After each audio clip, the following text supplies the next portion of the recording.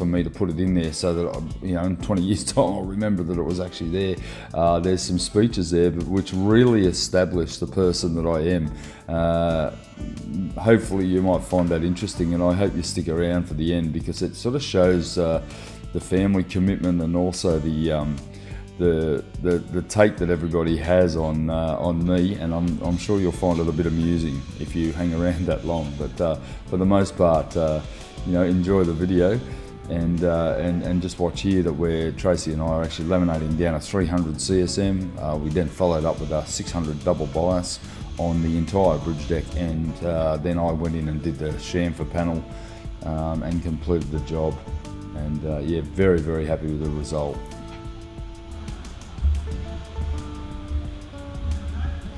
So before I get all excited and carried away for my 50th birthday, I'd just like to ask you guys, if you don't mind, just to like this video. It's important that I see that there's likes there. I might be doing something right. If not, you know, please at least subscribe, and then you'll get all my feeds and you'll know that there's a video coming up. Really appreciate all the comments I've been getting. I'm trying to answer them all, but there's been quite a few, particularly this week. So thanks again, guys, and enjoy the rest of the vid. It's a very good site. We've just laid a 300 tile layer onto the foam and hot coated it on with about 2%. So we've got a nice solid structure here now, and yeah, looking very nice along this knuckle or chamfer panel. And we've got basically a very, very solid form now, and basically 2 layers to go and we're done. I'd just like to talk about spray gun technique, and this sort of applies to spraying gel coat, to any type of resins, and in fact a lot of vehicle and auto shop spraying technique sort of relies on this principle. It's important that when spraying, I'm around about 40 to 50 centimetres from the surface, and you'll notice here that I'm actually tracking around about 50% on a wet edge. That's very important. That gives even saturation along the substrate. At the end of that process, then you go in with a roller. You'll notice here my fan is around probably about 20 centimetres, 6 or 7, about 8 inches, and then I'll follow along again, and you can see here I'm spacing it out. I don't do this by normal course, but for the purpose of this video we're doing it, and basically that 50% of the track that I originally sprayed, I'll then cover again, and that way I'm getting uniform wetting out of the substrate.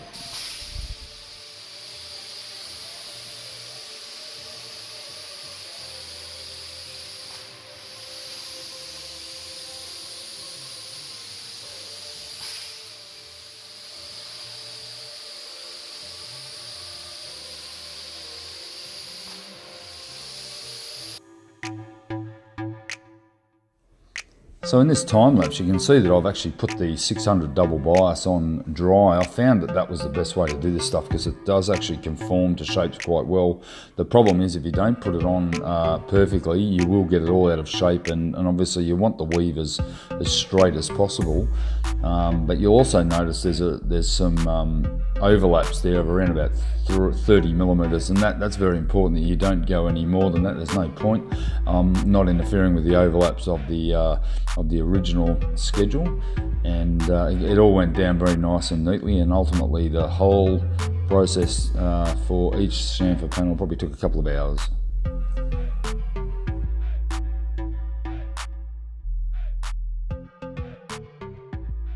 Going on a mold tour! Woo!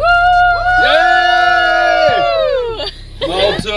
Mold tour 101. Oh, I've never seen over it. the dog. This is some people's first times, and then other people have seen it many times. Many times. Yes, this is Ross's son, Sam. Let's go! We got 9 people. $100 a head. Mold tours. Yeah, we're paying for this, but it's worth every penny. Give me the key! What do you want to do? Give me the key! What are you doing? He wants to go to the bathroom! Right, this is the mold tour number 1. I've got the fam here. Body vlog. Don't forget to check out body vlogs. Yeah. Check out these guys. Look at Zach, Josh, Nick. Come on over, guys. Don't touch it. You'll get itchy. Yeah. Welcome to my mold. Alright, so we've got my family here because it's my 50th this weekend and they're all come down for the weekend. And I thought I'd bring them down into the mould, but isn't it beautiful? 5-star. Yeah. Oh, you don't know what you're looking at though, Nick. What it does is it pumps that resin, so it pumps up the big tube and then recycles it so I get no air bubbles. And then it pumps it down to the gun, and then it pumps the catalyst at the exact percentage that I want it, and there's another pump on the other side. 1.5% around this temperature. And then it sprays the gel coat out of the gun tip, and the catalyst meets it and atomises it perfectly. So when it comes out of the gun, it's purple. Yeah. By the time it hits the wall, it's green, and that means I know it's catalysed. Only problem with gel coat, it doesn't change colour. So which is the white stuff, which is this stuff. Yeah. So the finish I'll get on the boat when I pull it out, will be the same as what's on that engine bay. So the next process here is to get this whole finished with all of its strength and bulkheads in it, and then demould it, and then I've got to get rid of the mould somewhere. And so I bought a truck, it's across the road, a big Acco. We're going to cut the cabin off and turn it into a big trailer to move this mould around, and it's going to lift across the... Yeah, I've got a big Acco. And in the wind, this whole thing shakes. And that's pretty cool. But one thing for... Security camera. Yeah, I've got security camera. Yeah, you're on camera. Yeah, I've got security cameras. Smile. I had to for insurance. It's the only way you can insure it. So I've got my compressor, and then this one, what this does, this dries the air, so it takes all the impurity out of the air. Oh, wait, there's more. Ross, I'm recording this. You're filming, Bon? Yeah. Yeah. What's the hazards? Ooh. Yeah. Getting it for the This vlog. is mould territory. This is like all the little soldiers. The engine bay mould. That's already had two engine bays pulled off it. I made those ones that are in the boat there, but that is now polished, ready to go again. I could almost give it another crack straight away, but if you feel that, how smooth that is, that's how smooth it is just there. It's like a baby's bottom. Yeah, feel that? Well, that's all hand sanded. I'm glad you got that on video. Yeah. That'll make well on YouTube. You get me on a sex offenders list. Jump. And feel that one. Feel how rough that is. That's how. It's like an old man's bottom. That's like an old man's bottom, that one. I can't wait to put this on YouTube. But that's how that's how the big mould felt. And that's how you've got to get it to with like 8 layers of sandpaper and get it polished up. So there's a lot of it's all handwork. And I've got no fingerprints left. But that's the lounge suite at the inside of it. That's the big bathroom you saw that I've already made. So that one's been done. Oh yeah. Yep. And then this here is the mould step that goes around that bathroom. So that's the 2 sets of stairs down this. So you got to think in reverse and upside down. Everything's in reverse and upside down. This is a bed head. That's the fly bridge off the top of it. That's half of it. That's the roof. And that's the other half of the roof. And there's more. Even deeper into mould territory. Come back into really into mould territory. There's no snakes, Nick. I'm not worried about snakes. What are you worried about? Not coming back. What's this? That's a kayak mould. It's one of my old moulds. Yeah. That's actually an aluminium mould for a surf kayak I did. Even more moulds. So that's the kitchen just there, the galley. Kayaks and kayak moulds. So this all came in one purchase. So, but pretty much this is the complete production set for that brand. Wait, there's more. This is the hub? The nerve centre of the mould. That's where it all happens. And 700,000 kayaks. Woo. Come for a For all walk the in. wrong reasons. Welcome to my crib. MTV Cribs. This is my crib. Pimp my crib. Sorry, it's just an absolute shit fight in here at the moment. But I'm not normally in such a mess, but I'm building a boat. So you can see I've got piles of cloth. Believe it or not, I know what every single weight of all of that cloth is. That's how technical you have to be. But all these cloths have different weights. That's how good he is. That's how good we are. That one on the top. This one here? No, that one down there. That one? Oh, they're all different. But to give you an idea, this is. Shut up, David. I have no idea. Okay, how the moulds work. Okay, so this mould here was in just the same condition as the outside ones, and I've hand polished it up. So the trick is I wax this and put a release agent on it, and then I spray it white, and then I lay all these layers into it. I would push it in, but I don't have to remove it again. And then, about a day later, after I've done all my layers, I crack it out, and that's what comes out of it. So you get the idea. Perfect mirror image. That's the bathroom floor for the front bathroom, the front head. Yeah, so it didn't get whacked. No, that's okay. It gets cut off. It's only the top bit I need, only a centimetre down. So yeah, and the whole thing basically, so to give you an idea what that is, that's actually 2 layers of this stuff, this cloth, and then this cloth. Just fiberglass cloth? Yeah, this is typically what people call fiberglass. This is what we call a quadraxial. It's actually got a layer of glass going that way, a layer of glass going that way, a layer of glass going that way, and a layer of glass going that way. So it's 4 layers. So once you laminate that with that, you end up with an absolutely incredible strength, like layer upon layer upon layer. So you got, of resin per square metre. That takes about 4 kilos. So you want to use less of this, or more of this and less of that, because this is where your strength comes from. Because there's 4 or 5 layers in that. So yeah, then that's basically all fiberglass is. So all of these things have to be polished, and that's the set of stairs. That's the mould from the stairs that were up in the boat. Yeah, thanks, Zach. Very smooth. Oh yeah, it's pretty smooth. Even though it's got little blemishes on it, it's actually still smooth. And that took about 2 or 3 days of polishing to get that back to life. But yeah, that's it. That's it. Groovy. That's the mould tour. Thank you. Yay. And I'll see you when I launch it.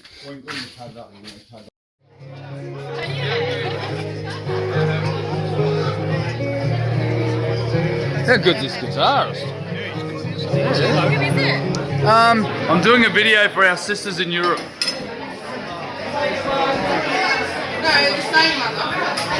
Sisters from the same mother. Thanks, buddy. Thanks, buddy. I'm going to send this to them. It's all happening. You're on video, Steve. On the mould.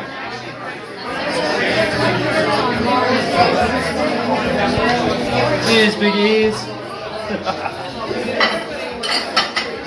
What's the name of the captain on the sail? The love boat. Skipping. You're such a show-off. I'm doing a video for my sisters in Europe. Loving it. I'm going to go with the old guys, Meryl Streep. I am Meryl. Yeah, you want to get on a love boat? You're coming with me. I don't want to be in a love boat with you. We've been on the love boat, bro. Love the hat. It's a great hat, isn't it? They're over there. Oh, really? Look at these guys. My sisters don't know you guys, but they'll love it.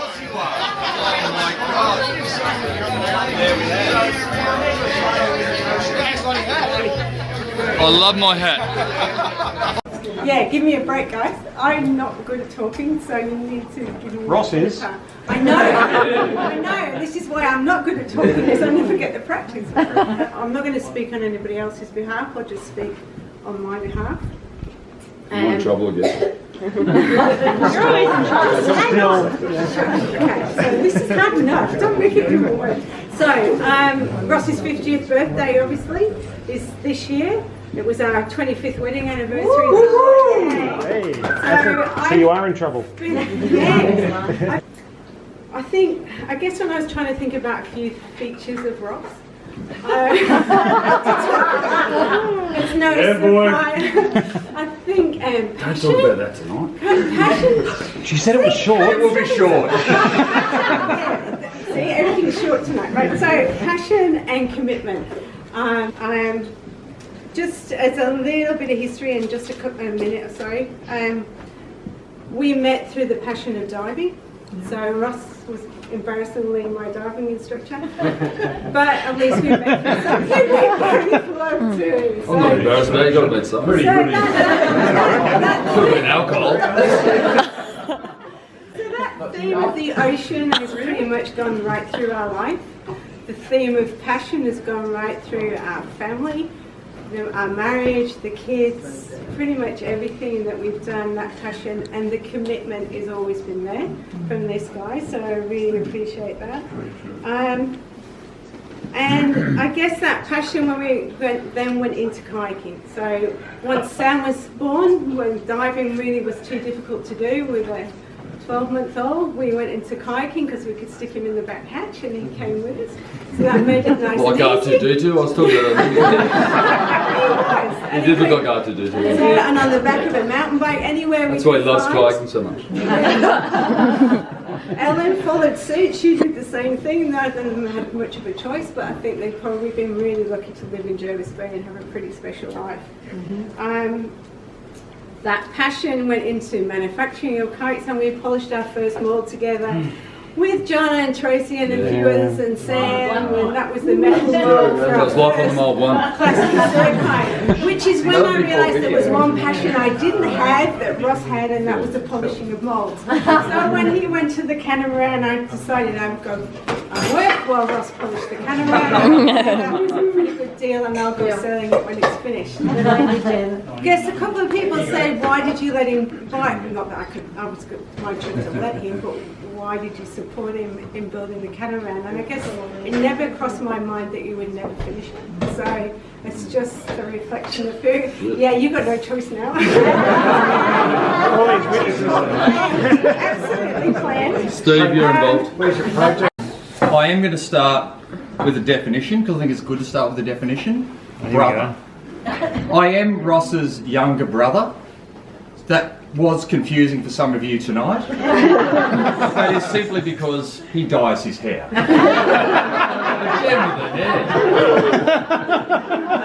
know Janet's a brunette. Where's it been going? I did look for him earlier, and then I looked across and saw the male stripper as a captain that Janet had ordered. Oh, that's Ross. Here he is. Brother. The definition defines brother as a man or boy in relation to other sons and daughters of a parent. That is incredibly dull. I prefer this one. The second definition of brother, meaning an expression used to express annoyance or surprise. Oh, brother! First, the annoyance. I'm going to ask you to all do something incredibly impossible for everybody in this room, which is to forget you know him for a moment. Just forget about him for a moment. Forget you know anything about this person. And try to imagine this person. When I was 4, Oh no. I shared a cell for 4 years with a flatmate who was 5 times larger than me and would A, throw himself from the top bunk onto razor sharp furniture next to my bunk, splattering my face with his arse blood. Or the alternative B, stand in front of me in the dim room light in a Lithgow bedroom like the stunt double from The Exorcist, screaming with his eyes rolled back for 3 hours while I was 5. That's not creepy at all. It wasn't all bad. During this time we would play peacefully together, not fighting over our Lego, sharing all of our things. I won the last of it, Leo. Oh, hang on. That's not right.